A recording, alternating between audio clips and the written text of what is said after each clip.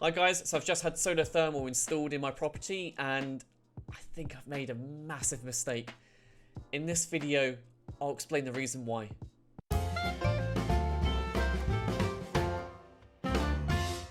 So this all started last year when the UK government launched the Green Homes Grant Scheme. And they basically said you could have energy saving measures for your home, for your property, for free. You just need to own your own house. My eyes popped out of my head, my ears nearly dropped off, couldn't quite believe it. Free energy saving measures.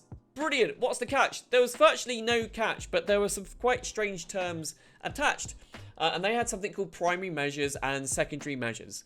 And the main thing I always wanted was just heating controls, like new radiator valves and one of those cool Nest systems so you can control radiators in different rooms. Because quite often, as a family, you're not in the same room all the time. You're in different rooms, and you leave that room, you forget to put the heating on. So energy-saving controls makes perfect sense.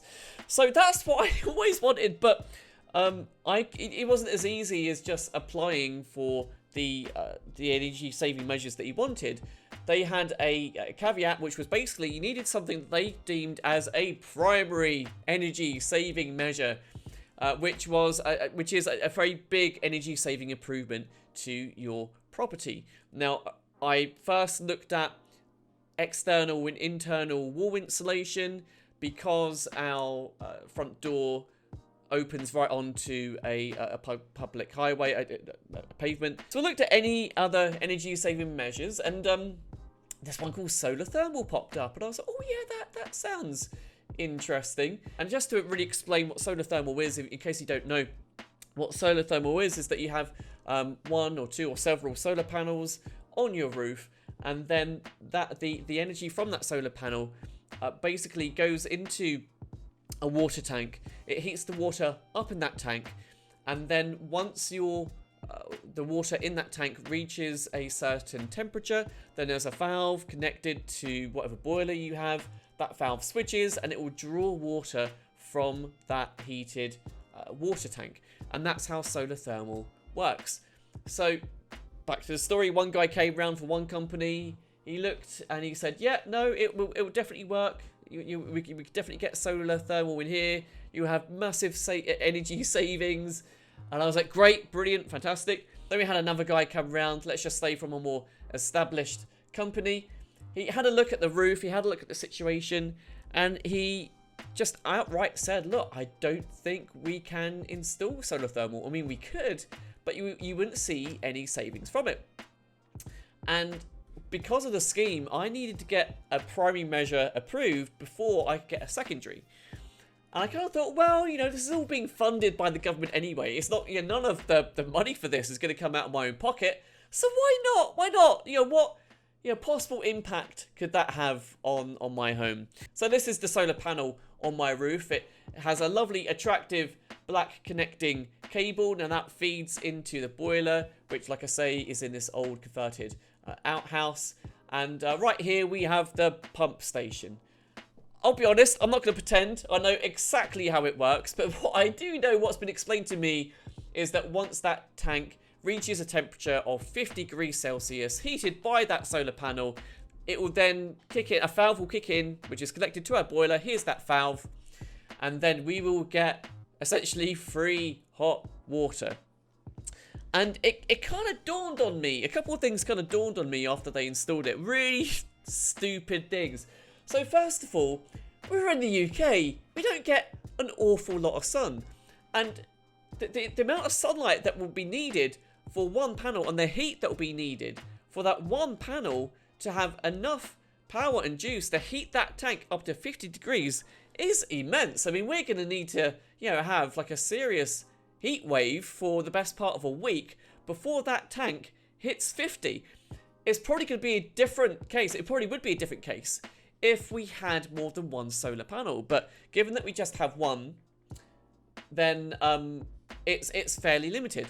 I think the other thing, very stupid thing, which I also found to consider, is that the main time in the year that you really need hot water is when you use the radiators, right? And that's in the winter. And in the winter, yeah, you get quite a bit of sunlight. You don't get the heat, so you're really not gonna have this system working when you really need it, which is when you're cranking up the heat, getting your woolies on, and putting your feet up. You're not going to have it. So essentially, I've got this system paid for by the UK government, costing the best part of about £7,000, which is just pretty much sitting there doing diddly squat. I guess on the upside, given the number of really hot days we have in the UK, it will probably kick in. It will probably kick in, I don't know, maybe 10 days of the year, if we're lucky. It has just been installed as well, and I am saying this off of the back of only having it installed for the best part of 2 weeks. However, within that 2 weeks, we have had some very, very hot days. I've run the hot water, and that tank has not kicked in. I've checked the monitor, and it has not reached the 50-degree limit that it needs to reach in order to kick in. So, all in all, I've got a very expensive bit of kit attached to my house, some big holes drilled on my wall for now. So if you are thinking of installing solar thermal, I would say probably think again, unless you got the space to have lots of different solar panels.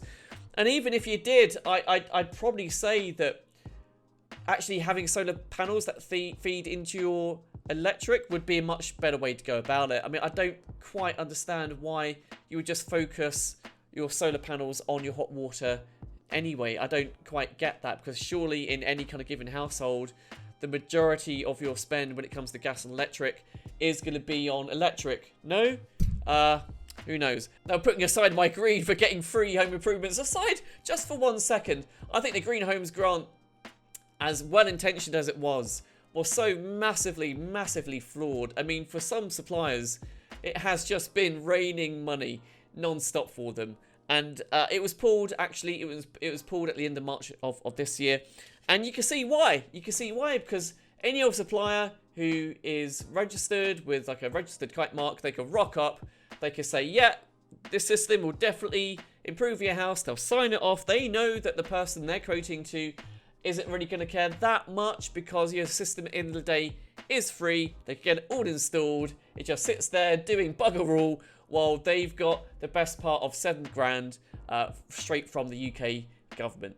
I think the lessons I learnt here were, one, don't let my greed and my eagerness to get stuff for free get in the way of just very basic common sense and logic, which it totally did with getting this installed. I think too, if a company who is well established come along and give you a quote for something, or refuse to actually give you a quote for something because they don't think that the system is going to work and is going to provide you any energy savings, then do you know what? They're probably not giving you BS. They're probably telling you the truth. And I think the other lesson is that the Green Homes Grant was just flawed. Guys, I hope this video was useful. Please do smash that like button, leave me a comment below, and subscribe to the channel. Until next time, take care of yourself, and I'll see you soon. Cheers.